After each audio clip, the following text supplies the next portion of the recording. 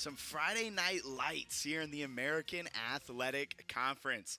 It's homecoming weekend here on the campus of Charlotte at Trans-America Field as the 49ers welcome in the Tulsa Golden Hurricanes for a big-time American Athletic Conference showdown. I'm Jack Fitzpatrick, joined by Parker Johnson. We have Hannah Brady on the sideline, who will be joining us in a little bit. And we have ourselves a great game on tap. When these two teams meet, they go at it. Yeah, there's a lot of history in this series. You're talking about playing for conference titles. You're talking about red cards. You're talking about late goals, ghost penalties. We might get back to that later, Jack, but there is always drama when these two teams play, and for that reason, you should be very excited. Yeah, it's a good one. Tom McIntosh will be bringing out this lineup. The impact player you need to watch out for won't be getting the start, but he will be making a big impact on this game as it rolls on. Yeah, Taka Wyatt is a player who's taken over for Malik Henry Scott up top, and what this guy does as an experienced college player, he is an energy guy. He will just run and run and run into the channels. He leads from the front by example, and he got that goal against Memphis as well, so seeing himself on the score sheet was stepping up in filling in on that striker position is huge for Tulsa. Yeah, and on the other side, head coach Kevin Langen for the 49ers, they've been getting a lot of production out of that back line, whether it's being like a brick wall or in the case of Daniel Moore, scoring goals. Yeah, Moore, I mean, we know about his defensive qualities. He's been a stalwart there at left back the whole season for the Niners. But it was his offensive contribution against USF in the dying moments of the game that really gave Charlotte a lift that they needed on the road. This guy is a leader. He's fit so well into this team, transferring from St. Louis, and he's producing these moments of magic that are propelling Charlotte into what could be a fantastic finish in the American. Yeah, ahead of tonight's game between the 49ers and the Golden Hurricanes, let's head down to the sideline for Hannah Brady ahead of the game. Jang's going to chase it down on the far side and try to create out of the counterattack now. Bakota to Jang. Ian Pilcher all over Lineker. As that comes down, Stritter gets hung out.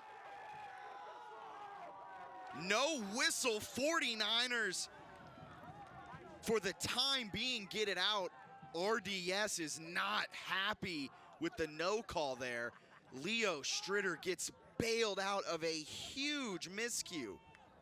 And Morales now is going to dump it off to Yauk. He's going to look to see if he had the cross, but instead is just going to lay it off. Nyonjo gets around the defender almost, as that is crossed in and finds its way into the back of the net. Morales lets that rip into the back of the net. What a goal! That was an absolute rocket by Morales. Tries to find, looks like Morales, who just plays it into the box for Larson. Off the post, Morales tries to get his second. Now Sammy Colby into the back of the net. A goal for Charlotte. They go up 3-0 late here. Yeah, Kirk will be taking it. This is how the 49ers took down USF with just 16 seconds left in that game.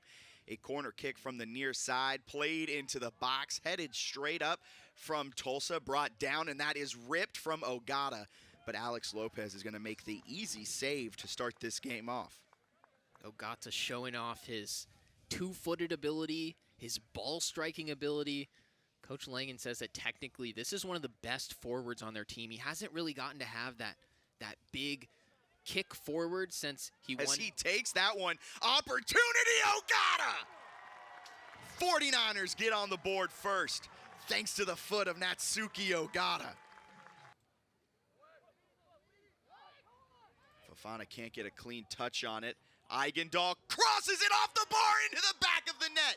Tulsa levels it. Opportunity for the 49ers to break this deadlock. Kirk's ball pitched in, headed down, Pilcher goal!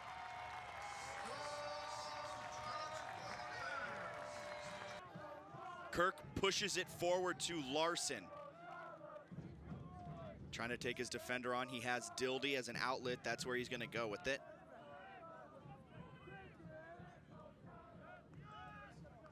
Back to Tolley. 49ers had a few substitutions. Tolley came on with Larson and Jonathan Nyonjo. Keeps it on the ground to Ogata, over to Dildy, crosses it in, and it into the net! What a finish! Jonathan Nyonjo breaks the deadlock. 49ers up 1-0. Into Vargas, he's able to keep possession of it. Moore slips there. He's gonna cross it in right off of the foot of Larson. And the brick wall defender, who has played the most minutes of any player on this 49ers team, comes up with yet again another huge stop. Larson's had a couple shaky moments on the ball, but one thing that he's always going to do, his positioning is second to none. Not only on this Charlotte team, but in the American as a whole. His defensive experience and those long legs. Protzek's corner comes in, headed and saved by Leo Stritter. Welcome back into Transamerica Field on the campus of Charlotte. November 1st, a beautiful fall evening and a beautiful first 45 minutes of college soccer action. Yeah, I would put emphasis on college soccer and maybe slightly less on beautiful 10 shots total in the first half. Or, sorry, 5 shots in the first half, 10 fouls in the first half. It's aggressive. We saw Jonathan Nyonjo absolutely balling out to start the first half. We saw a little bit of threats from Memphis, but we really saw J.D. Gunn come up big time with aggressive runs off of his line time and time again. Yeah, I mean, this dude's dominating the highlight package from the first half. He's going to come get another one right here. 3 for 3 just to start the game and set the tone that Memphis, they're going to give up some of the ball. They're going to let Charlotte get some of these chances in. And look, there's a guy there every single time. That's how it's Baker with the deflection, Gunn picking up the pieces. And yeah, Charlotte knocked on the door, but Memphis is always just looking for these little chances. That was the only look at goal they had. Lineker, of course, the man who gets on it, but it wasn't too dangerous in the end. Yeah, Lineker Rodriguez dos Santos has been really handcuffed, but that one opportunity was a great one, and the 49ers are answering with Jonathan Nyonjo on their own side, who's been really threatening J.D. Gunn throughout. Nyonjo's definitely been the most dangerous player for either team so far in this game. We got to see a lot of Natsuki Ogata in the first half. This was the chance right at the end. We thought, maybe is there a little bit of a chance of a penalty there? Not sure. But again, as you can see, the foul's looking higher than the shot totals here. I mean, the numbers really say it all in terms of Memphis's game plan. Niners got pretty much all of the ball, and Memphis really just playing defensive, playing for a result here, and just kind of trying to get something on the counter. And usually a big weapon for them has been throw-ins and set pieces. The fact is they haven't even had the ball in the attacking half enough to generate throw-ins, to generate free kick situations, corners, those type of things that they're usually so dangerous from. And so that's credit to Charlotte for really just squeezing the life out of the game and keeping the ball as much as possible.